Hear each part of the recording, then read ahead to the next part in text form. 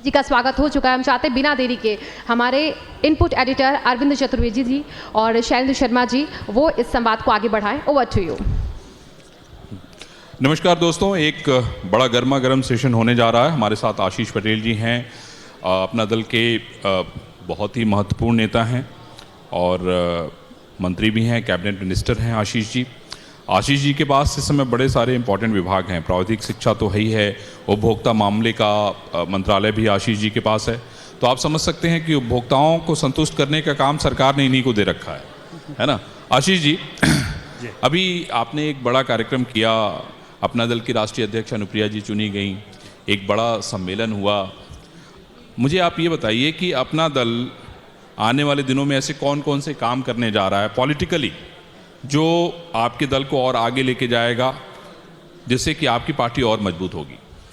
देखिए, अपना दल का जो गठन हुआ था वो वंचितों, शोषितों और कमेरा समाज के लोगों को उनके हक अधिकार दिलाने के लिए एक आंदोलन की तरह अपना दल का गठन हुआ था। हमारे संस्थापक एसएसकेआई डॉक्टर सोनेलाल पटेल साहब ने जी राजनीतिक कम सामाजिक यात्रा प्रारंभ किया था। तो उनकी दुखद मृत्यु के बाद हमारी नेता आदरणीय अनुप्रिया जी ने उस आंदोलन को राजनीतिक शक्ल में एक बड़े रूप में परिवर्तित करते हुए और अपना दल को आज उत्तर प्रदेश में एक बड़ी पहचान दिलाई और उत्तर प्रदेश में एक मान्यता प्राप्त दल के रूप में इस चुनाव के बाद अपना दल की पहचान खड़ी हुई है। एक और बात मैं आपसे पूछना चाहता हूं, नगर निगम का चुनाव है, 2024 में लोकसभा के चुनाव होने हैं। अपना दल ने विधानसभा में बहुत ही शानदार प्रदर्शन किया। मैं समझता हूं कि दो गठबंधन जो थे उन दोनों ने जो चुनाव लड़ा उसमें अपना दल ने बहुत ही शानदार प्रदर्शन किया। आपकी पार्टी क्या उम्मीद कर रही है कि क्या नगर निगम के चुनाव में आप लोग भारतीय जनता पार्टी के साथ मिलकर लड़ेंगे या आप उनका चुनाव प्रचार करेंगे, या आप जो है क्योंकि भाई कार्यकर्ता तो हर जगह चाहेगा कि भाई वो भी भागीदार बने, क्योंकि आपके साथ कंधे से कंधा मिलाकर वो राजनीति कर रहा है, धक्के खा रहा है, धूल फाक रहा है, भाई उसका तो हक बनता है ना कि भाई वो भी अगर चुनाव का मौसम है, चुनाव होने जा रहा है तो वो चुनाव के लिए टिकट मांगे। तो क्या आप भारतीय जनता पार्टी के साथ ऐसी कोई आपकी बातचीत हो रही है कि भाई अपना दल के सिंबल पे कुछ लोग चुनाव लड़ें, या आप लोग अलग से चुनाव लड़ेंगे उनके इतर हो? कि मैं आपसे ये जानना चाहता हूँ। भारतीय जनता पार्टी के नेतृत्व में अपना दल 2014 से, जब से माननीय प्रधानमंत्री श्री नरेंद्र मोदी जी के नेतृत्व में एनडीए ने पहला चुनाव लड़ा, तब से एनडीए का सबसे मजबूत, अटूट और विश्वसनीय सहयोगी है। 2014 का चुनाव हमने मिल करके लड़ा, 2017 का चुनाव मिल करके लड़ा, 2019 का चुनाव, 2022 का, और आगे माननीय प्रधानमंत्री श्री नरेंद्र मोदी जी के नेतृत्व में हमारी पार्टी एनडीए के अटूट हिस्से के रूप में सभी चुनाव लड़ेगी। योगी जी के साथ मिलकर नहीं लड़ेंगे आप? मैंने फिर कहा हमारे दिल्ली में नेता माननीय प्रधानमंत्री जी हैं और उत्तर प्रदेश में इस गठबंधन के नेता माननीय मुख्यमंत्री जी। बिल्कुल सर, नेतृत्व की बात हो रही है तो अभी मैनपुरी के उपचुनाव में हमने देखा कि बहुत दिन से यूपी की राजनीति में एक चर्चा थी चाचा भतीजे के बीच में दूरी को लेकर। कुछ ऐसा ही पटेल परिवार में भी देखने को मिल रहा है पार्टी की विरासत को लेकर। तो पल्लवी पटेल और अनुप्रिया पटेल के बीच में इन दिनों कैसी बातचीत है? डॉक्टर सोनेलाल पटेल साहब की 2009 में दुखद मृत्यु हुई। उसके बाद जनता ने किसको नेतृत्व सौंप दिया है उसके विषय में मुझे क्या बताने की आपको आवश्यकता है। और जहां तक अपना दल का वो है, डॉक्टर सोनेलाल पटेल साहब, जहाँ तक मेरी जानकारी है, जहाँ तक मेरा उनके पुराने लोगों से बातचीत के आधार पर ये है, वो कभी किसी दूसरे के सिंबल पर चुनाव नहीं लड़ते। उन्होंने उसको कभी दूसरे के सिंबल पर चुनाव लड़ना नहीं स्वीकार किया था। वो चुनाव अपनी ही पार्टी के सिंबल पर लड़ते थे, रिजल्ट की वो कभी परवाह नहीं करते थे।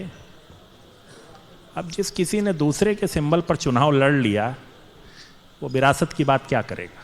बिल्कुल ट्यूनिंग की बात हम कर रहे हैं सर कि सियासत में संभावनाएं हमेशा रहती हैं, ना कोई स्थायी दुश्मन होता है ना कोई स्थायी मित्र होता है। ट्यूनिंग बन सकती। देखिए मैं उस सवाल पे जाना तो नहीं चाहता था जी, पर बार बार आप एक ही चीज पूछ रहे हैं तो उसका आज लोगों में चर्चा है सर, क्योंकि मैनपुरी नहीं, चुनाव मैं है ना, आपके तो मंच के माध्यम से मैं बड़ा स्पष्ट उत्तर दे रहा हूं। जब राजनीतिक लड़ाई होती है तो उसमें ट्यूनिंग हो जाती है। जब धोखा, अविश्वास और इसकी लड़ाई होती है तो उसमें समय लगता है। इस लड़ाई का एक ही वो है, मैं आपको बता देना चाहता हूं, इस लड़ाई में अनुप्रिया जी कहीं है ही नहीं, और इस लड़ाई में सबसे छोटी बेटी अमन पटेल हैं। जिस दिन उनके साथ जो धोखा हुआ है, जो उनके साथ उनकी संपत्ति के विषय में धोखा किया गया, जिस दिन ये लोग उनकी संपत्ति वापस कर देंगे, जो उनके पिता के मतलब बेटी के रूप में जो उन्हें मिलना चाहिए था वो हिस्सा दे देंगी, उस दिन ये पूरी लड़ाई खत्म हो जाएगी। हमारी सिर्फ इतनी मजबूरी है कि हम डॉक्टर साहब नहीं हैं तो उस लड़की को हम अकेले नहीं छोड़ सकते, बस इतनी हमारी लड़ाई। सर एक बात के साथ मैं फिर आगे इस चर्चा को बढ़ाना चाहूँगा। ठीक है, एक सेकेंड। आशीष ये बताइए कि सरकार में बहुत सारे काम जो है आप कर रहे हैं, अब तो लड़ाई स्पष्ट हो गई, इन्होंने कह दिया कि भाई संपत्ति का हक जब दे देंगे वो लड़ाई खत्म हो जाएगी। आशीष मुझे ये बताइए कि बहुत सारे काम आप कर रहे हैं, उपभोक्ताओं को लेके एक बहुत बड़ी जिम्मेदारी आपको मिली है, प्राविधिक शिक्षा को लेके बहुत बड़ी जिम्मेदारी मिली है। अभी ये बताइए कि कौन कौन से ऐसे लक्ष्य आपने तय किए हैं, उन लक्ष्य को पाने में आपने क्या क्या किया है, और कब तक ये उम्मीद करे जनता कि नहीं हम इन लक्ष्य को पा लेंगे। देखिए, मेरे पास तकनीकी शिक्षा विभाग है और दूसरा उपभोक्ता संरक्षण है।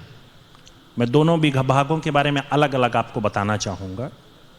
मेरे पास डिप्लोमा सेक्टर में 147 पॉलिटेक्निक्स हैं, 19 एडेड हैं और 7 अन्य विभागों की हैं। इसके अलावा 1200 के आसपास प्राइवेट की हैं। सबसे पहले मैंने जैसे ही विभाग का दायित्व संभाला जी, तो उनमें क्वालिटी एजुकेशन कैसे आए उस पर एक प्रक्रिया और एक अपना सुधार के लिए हमने तमाम कार्य प्रारंभ किए। और मैं आपको गर्व के साथ बताना चाहता हूं, उत्तर प्रदेश के ग्रामीण क्षेत्र से आने वाले बच्चे जो पॉलिटेक्निक में एडमिशन लेते हैं, आपको भी पता है। जी जी, हाँ, बहुत ज़्यादा। तो उन बच्चों को गुणवत्तापूर्ण शिक्षा और उसके बाद उनको रोजगार कैसे मिले, ये मेरी पहली प्राथमिकता थी। मैं भी एक सिविल इंजीनियर हूँ, जी, तो उस नाते मेरा दायित्व था कि मैं सबसे पहले इन बच्चों को कैसे करूं।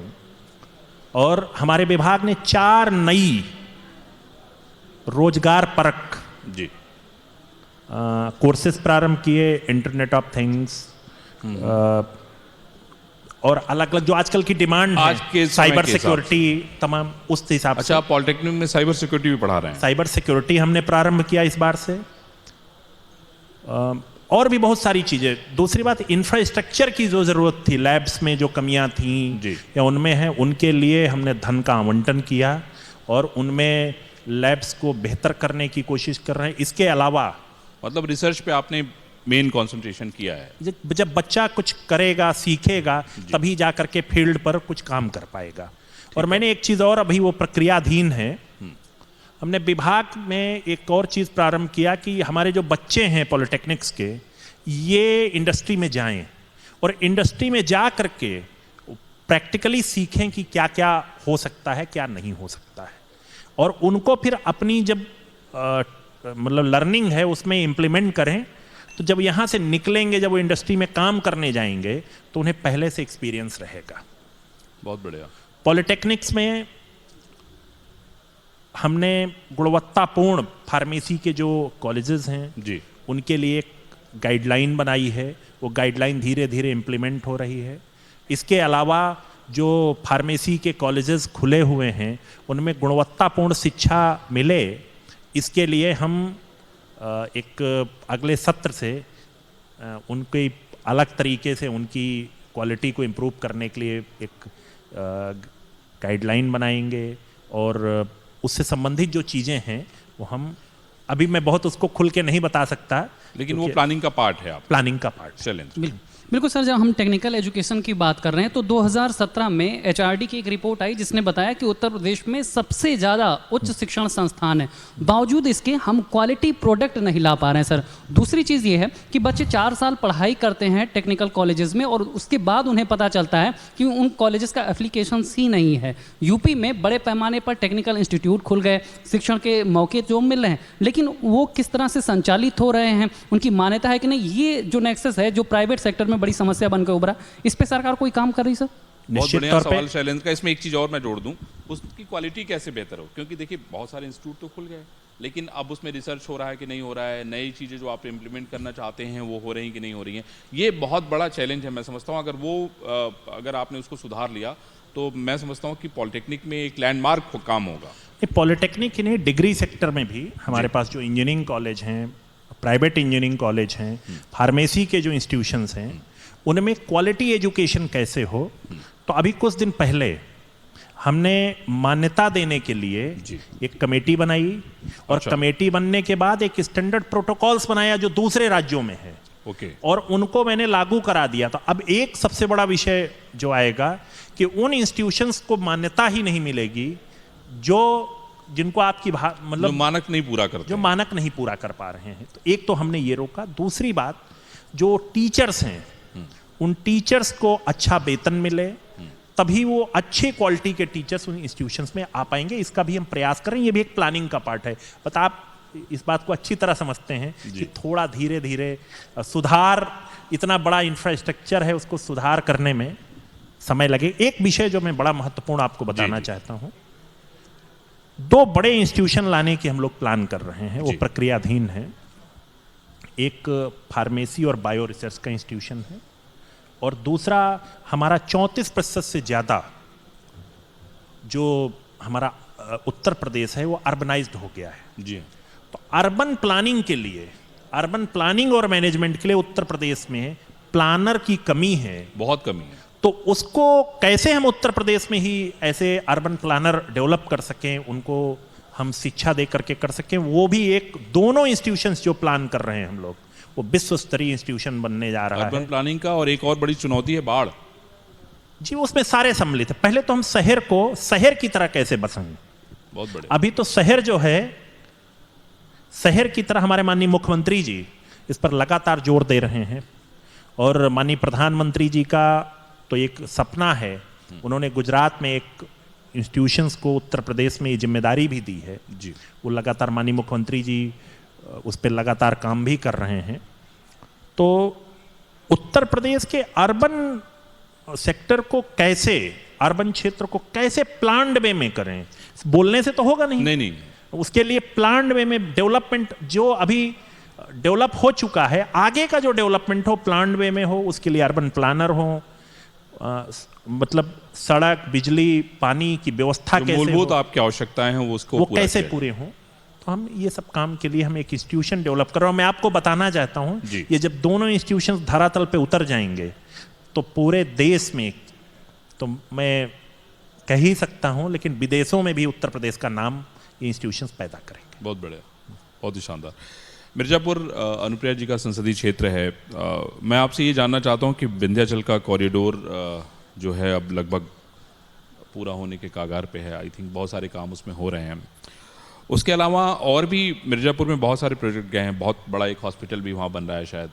उसके अलावा और भी ऐसे कौन कौन से काम ऐसे हो रहे हैं जो मिर्जापुर में विशेष तौर पे कराया जा रहा है, क्योंकि बनारस मिर्जापुर ये दोनों विशेष तौर पे प्रधानमंत्री जी की नज़र में है और पूरे देश और दुनिया की नज़र में है, खासतौर पे विंध्याचल होने के नाते। जी जी, देखिए मिर्ज़ापुर से आप पुराने परिचित हैं। नहीं, मैं तो वहीं पैदा हुआ हूँ, इसीलिए मेरे मन में सवाल। मैंने ये शब्द नहीं कहा, लेकिन मैं इतनी बात जरूर कहूँगा जी कि 2014 के पहले का मिर्ज़ापुर और आज के मिर्ज़ापुर में आपको स्वयं परिवर्तन महसूस हो रहा होगा।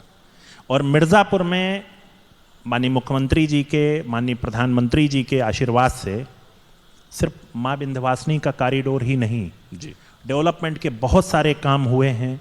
अगर आपको याद होगा कि वाराणसी से नारायणपुर जाने में 2 घंटे लगते बाप थे रे। और आप मुश्किल से अब 5 मिनट में पहुंच जा रहे हैं। तो सबसे बड़ा परिवर्तन तो आपको वहीं से दिखाई दे रहा निश्चित है। रूप से।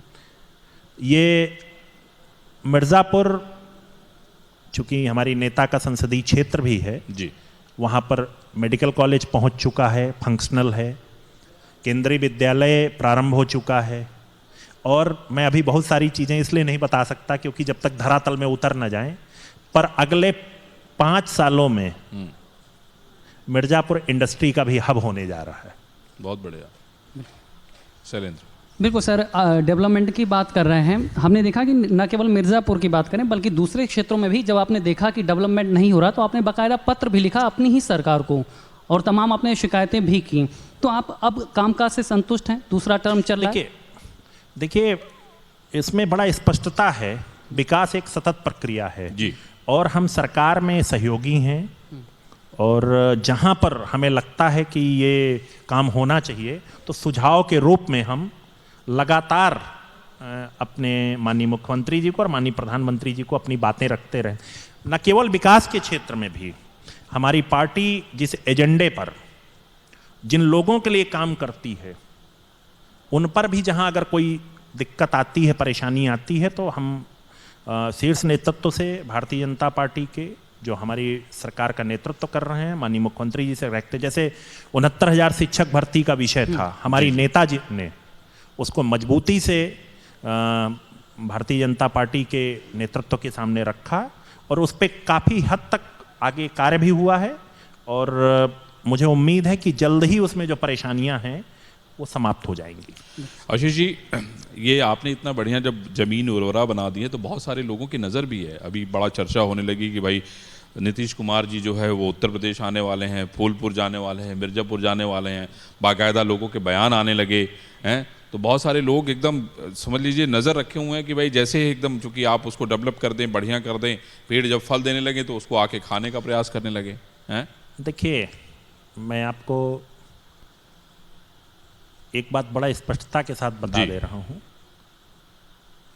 2022 के चुनाव में और 2019 के चुनाव में क्या कोई सपा बसपा से बड़ा कोई गठबंधन था? सही बात है। मैं पहले 2019 पे ले आ रहा हूं, लेकिन हमारे माननीय प्रधानमंत्री जी के नेतृत्व में एनडीए ने जो सफलता प्राप्त की है वो आपसे छुपा नहीं। हाँ वाकई। तो जब आप जनता के लिए काम करेंगे तो चुनाव लड़ने के लिए कोई भी लड़ सकता है। मतलब आपको कोई चिंता उसकी नहीं है। मैं आपको बड़ा स्पष्टता के साथ बता रहा हूं, जमीन की मैं जिन लोगों से मिलता जुलता हूं उनकी मैं रिपोर्ट बता रहा हूं, 80 की 80 सीट जीतने जा रहे हैं। क्या बात है। शैलेंद्र। बिल्कुल सर, थोड़ा पॉलिटिकल सवालों की तरफ बढ़ेंगे। आपने कहा कि आप जो है संघर्ष करने वाली पार्टी के तौर पर पहचान है, पिछड़े तबके के लिए काम करने वाली पार्टी है। आपके ही साथ कुछ दिनों पहले बीजेपी में सहयोगी थे सुभाषपा, उन्होंने कहा कि जब 17 जातियों को ओबीसी से एसटी में शामिल करने का मामला था तो जिस तरह से उन्होंने सरकार के खिलाफ आवाज़ उठाई, सरकार से अलग हुए, आपने उनका साथ नहीं दिया। इस तरह के आरोप सही हैं? देखिए पिछड़ों के लिए, शोषितों के लिए जहाँ कोई विषय आता है हमारी नेता सबसे आगे रहती हैं और जिन विषयों पे हमारी एनडीए गठबंधन काम कर रहा है उन विषयों पर अनावश्यक टिप्पणी करना मैं उचित नहीं समझता और उसको लोग किस एंगल से ले रहे हैं उनका अपना सोचने का नज़रिया है। पर इतना जरूर मैं कहूँगा कि अपना दल 2014 से जी एनडीए का विश्वसनीय अंग रहा है और आगे भी रहा है। जिन विषयों पे अपना दल का और हमारे एनडीए का नेतृत्व करता जो भी हमारे माननीय भारतीय जनता पार्टी का शीर्ष नेतृत्व, जहाँ कोई विषय आता है तो वहाँ पर हम उसको उचित फोरम पर विषय जरूर रखते हैं। मीडिया में आकर के चिल्ला देने से काम थोड़ी बनता है, उसको बिल्कुल लॉजिकल एंड की तरफ लिया। मैं आपको 1 मिनट बता दूं, माननीय नेताजी थे, अब हमारे बीच नहीं है। नेताजी रक्षा मंत्री थे, पिछड़ों के बड़े नेता थे, मैं उनका सम्मान करता हूं, आज हमारे बीच नहीं है, हम लोग आजीवन सम्मान करेंगे। पर नेताजी पिछड़ों के बड़े नेता रहते हुए भी सैनिक स्कूल में पिछड़ों के लिए, जो पिछड़ों के छात्र थे, आरक्षण की व्यवस्था नहीं कर पाए। हमारी नेता को जब पता चला कि पिछड़ों के लिए, जब संसद में गई, पिछड़ों के लिए सैनिक स्कूल में कोई रिजर्वेशन नहीं है, तो हमारी नेता ने यह विषय उचित फोरम पे रखा। और मैं धन्यवाद देना चाहता हूं माननीय प्रधानमंत्री जी को कि उन्होंने हमारी नेता के जो जो विषय उठाए, चाहे केंद्रीय विद्यालय में हो, चाहे नवोदय विद्यालय में हो, और चाहे सैनिक स्कूल में, तीनों में पिछड़े वर्ग के छात्रों के लिए प्रवेश परीक्षा में आरक्षण देने का काम किया। और मैं गर्व के साथ आपको बताना चाहता हूं, लाखों में एडमिशन होते थे, उसमें से 27% पिछड़ों के बच्चे इसी नरेंद्र मोदी जी की सरकार ने जो प्रवेश में आरक्षण देने का काम किया, वो प्रवेश ले पा रहे हैं। ये पिछड़ों के लिए इससे बड़ा काम कौन सरकार करेगा? शैलेंद्र, ऐसा है कि आपका सीधा सीधा कहना है कि भाई अगर हम मुद्दा भी उठाएंगे ना तो सही फोरम पर उठाएंगे, यहाँ नहीं बताएंगे तुम्हें, याद रखो इस बात को, समझ गया ना? मैं एक बात और आपको कहना चाहूंगा। मेरे पास एक दूसरा विभाग है, उपभोक्ता संरक्षण का। अरविंद जी, आप जानते हैं उत्तर प्रदेश सबसे बड़ा उपभोक्ता का, जी सबसे मतलब बड़ा, 25 करोड़ उपभोक्ता हैं, और आप भी उपभोक्ता हैं, मैं भी उपभोक्ता हूं। हमारी सरकार उपभोक्ताओं के हितों के लिए बहुत सारे काम कर रही है। सबसे पहले मैं, हर जिले में एक उपभोक्ता की अदालत थी, उसमें सदस्य खाली रहते थे। हमारे पिछले 6 महीने का हमारी सरकार का सबसे बड़ा अचीवमेंट है कि सारे सदस्य भर गए, मुकदमों की संख्या सब भर गए। जो अब रिटायर हो रहे हैं उनको हम पहले से 4 महीने पहले से 3 महीने पहले से अपॉइंटमेंट देना शुरू कर दें कि जैसे वो रिटायर होंगे उनकी जगह आप जाकर के ज्वाइन कर लीजिए। इसके अलावा हमारी सरकार ने मुकदमों की संख्या को लगातार इन अदालतों के माध्यम से सुनवाई करके कम कर दिया है। और एक बड़ी बात आपको मैं बताने जा रहा हूं, अभी माननीय मुख्यमंत्री जी के नेतृत्व में हमारी कैबिनेट ने एक डीजी का पद सृजन किया है, जो डायरेक्ट सेलिंग ये उत्तर प्रदेश में बहुत बड़ा मार्केट है। आप जानते होंगे बहुत सारी कंपनियां सीधे आजकल घरों पर जो है जा रही हैं, लेकिन उनमें उपभोक्ता का हितों का संरक्षण कैसे हो, उसके लिए एक डीजी का पद हमने बनाया है, बहुत बढ़िया, जो प्रक्रियाधीन है। कुछ दिनों में उसमें नियुक्ति भी हो जाएगी। तो हमारी सरकार, इसके अलावा मैं बताऊं, पेट्रोल पंप है हमारे पास 8000 से ज्यादा पेट्रोल पंप हमारे पास उत्तर प्रदेश में हैं, जिनमें घटतौली ना हो उसके लिए लगातार छापेमारी चल रही। इवन कई जगह एसटीएफ ने भी कार्रवाई की है। मैं आपको बता दूं, हमारे यहां जो, आप अगर एक शिकायत देंगे कि इस पेट्रोल पंप पे घटतौली हो रही है, 48 घंटे के अंदर उस पेट्रोल पंप के विरुद्ध कार्रवाई होना तय है। कि हमारी इस नई सरकार बनने के बाद जब इस मंत्रालय को संभालने का मौका मुझे मिला है, तो माननीय मुख्यमंत्री योगी आदित्यनाथ जी के नेतृत्व वाली सरकार में, उनके निर्देशन में हमने ये काम किया है। चलिए आशीष भाई, मैं समझता हूँ कि 2024 जो है आपके लिए बहुत ही शानदार होगा। सबसे अच्छे आपने विधानसभा की सीटें यहाँ अर्जित की एज ए सहयोगी दल होने के नाते, और मैं समझता हूँ कि नगर निगम में भी कुछ न कुछ तो होगा ही। इस समय आप देखिए उपभोक्ताओं का ध्यान रख रहे हैं, पॉलिटेक्निक का अलग ध्यान रखे ही हुए हैं, है ना। उसके अलावा आपने ये पेट्रोल पंप वालों का भी ध्यान रख रहे हैं। तो मैं समझता हूँ कि कोई छूटेगा नहीं, कोई बचेगा नहीं, चाहे बाट वाला हो चाहे माप वाला हो, है ना। बहुत बहुत धन्यवाद। और मेरा बस अंत में जितना आपके माध्यम से कहना है कि माननीय प्रधानमंत्री जी और माननीय मुख्यमंत्री जी के नेतृत्व वाली जो डबल इंजन की सरकार है, इस सरकार में हम एक सहयोगी दल के रूप में सम्मिलित हैं। और इतना मैं पूरे प्रदेश के जनमानस को इतना विश्वास दिलाना चाहता हूं कि हमारी सरकार जनता के हित के लिए काम कर रही है, और हमारे माननीय प्रधानमंत्री जी जनता के हित के लिए जिस प्रकार रात दिन काम कर रहे हैं, ये एक दुर्लभ उदाहरण है। बस मैं सबसे इतनी करवा भी रहे हैं। बिल्कुल, हम सब उसमें शामिल हैं। बहुत बहुत चलिए, बहुत बहुत थैंक यू। धन्यवाद। शैलेंद्र, तुम्हें बहुत बहुत थैंक यू। और आशीष जी, आपको भी बहुत थैंक यू।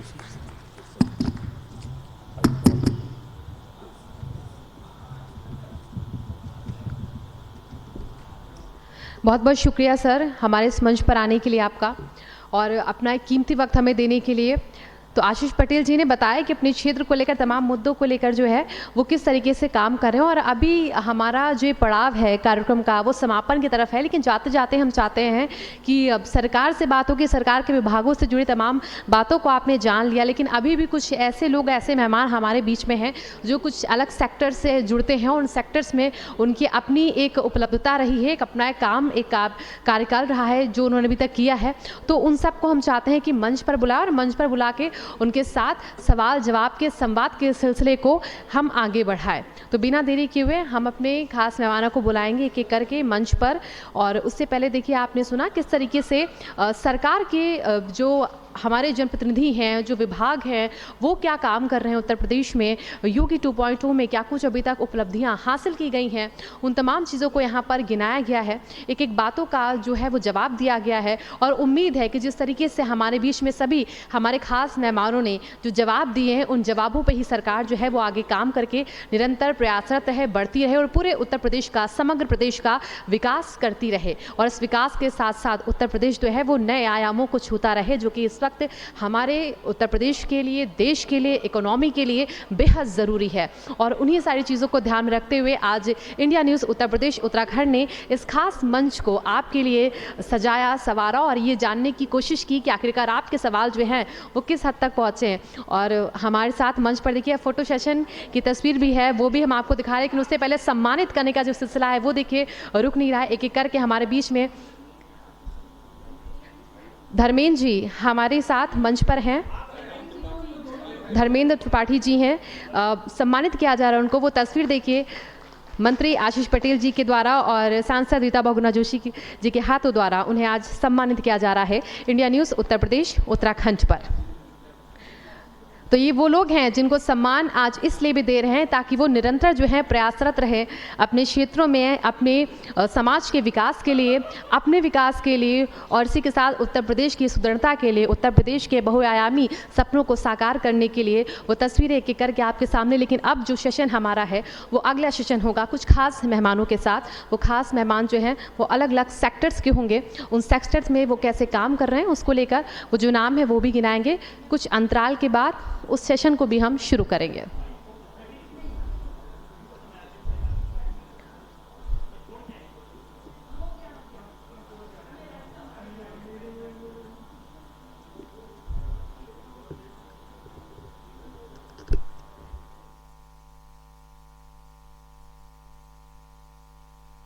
योगी सरकार में विकास का कितना पंच?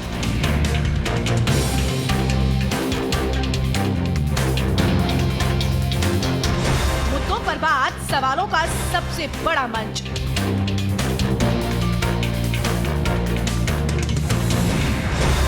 इंडिया न्यूज़ यूपी उत्तराखंड पर 22 नवंबर मंगलवार दिन भर लगातार।